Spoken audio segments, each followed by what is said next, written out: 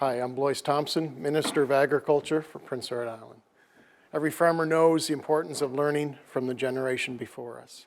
And recently, I sat down with Elmer MacDonald, a local icon in the agriculture industry, someone who I consider a mentor and a friend.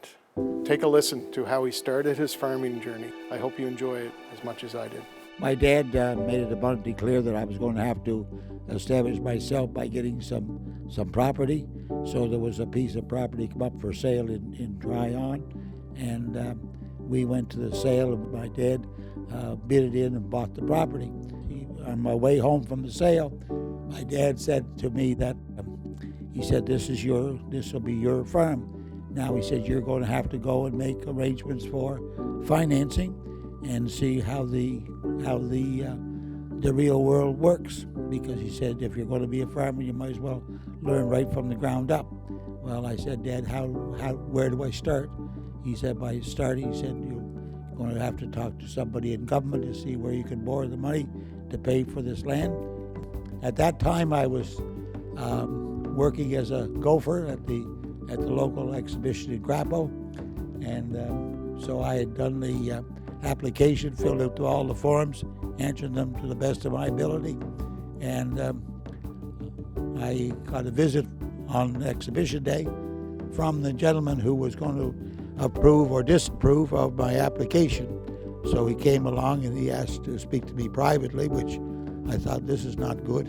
So when I did have the opportunity to speak to him, he indicated to me that because I wasn't buying a whole farm unit as a workable farm, that I had no machinery, so all I had was a bit of land.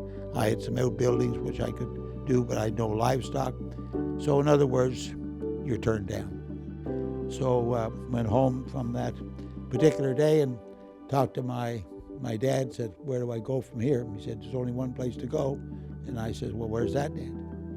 He says, go and see the owner of the farm and see if you can work out an arrangement with him that he retains a mortgage, and you had to pay it off at whatever rate of interest he expects to establish for you, and whatever years he prepared to go along with you. So that's how I get into farming right fast. That gentleman was agreeable to do that.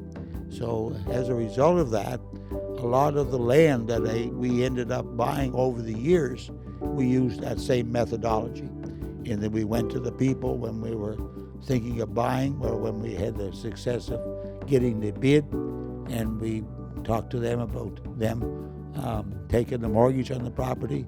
They could select the interest rate which I would be expecting to pay, and if indeed I defaulted for any reason and didn't make the payments, the land would revert back to them.